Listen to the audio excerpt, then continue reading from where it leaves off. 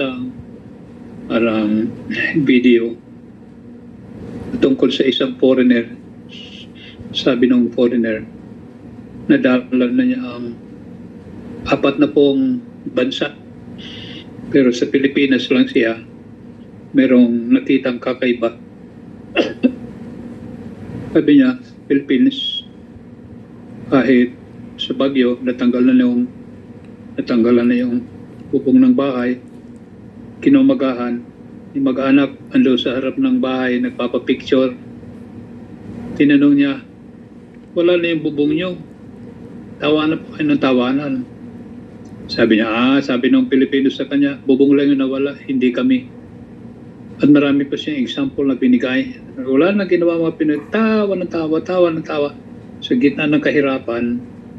Tapos nung binabasa ko yon, mga example na binigay niya, parang akong naluluha. Sabi ko, wow, ganito pala ako. Pinoy na Pinoy.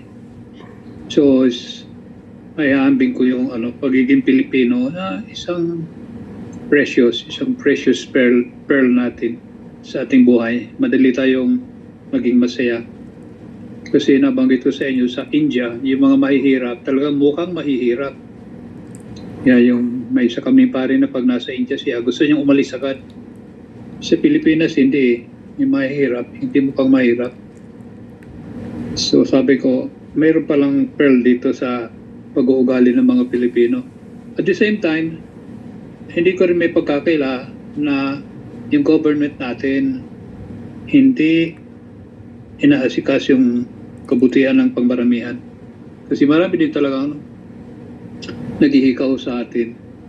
Pero hinahayaan ni Lord yan. Kasi sabi niya, sa aking kaharian, halo-halo, good and evil. Pero, mayroong judgment. Pagdating ng panahon, ihihiwalay niya ang mabubuti sa mga sasama, lalo na yung mga taong nangingikil ng ibang tao.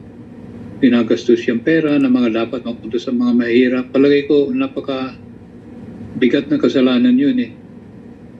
Madalas tayong mga Katoliko, kahit ako, I focus too much on personal sins. Pero yung sins na talagang sumisigaw sa kalangitan ay yung nabanggit sa Old Testament, yung yung panggigipit sa mga tao, mga naapektuhan yung mga hindi naman dapat maapektuhan, mga masamang ginagawa. So, sabi ni Lord, be patient. Darating ang panahon, mayroong pagsusulit sa just keep on committing myself to the value of the kingdom. And I'm sharing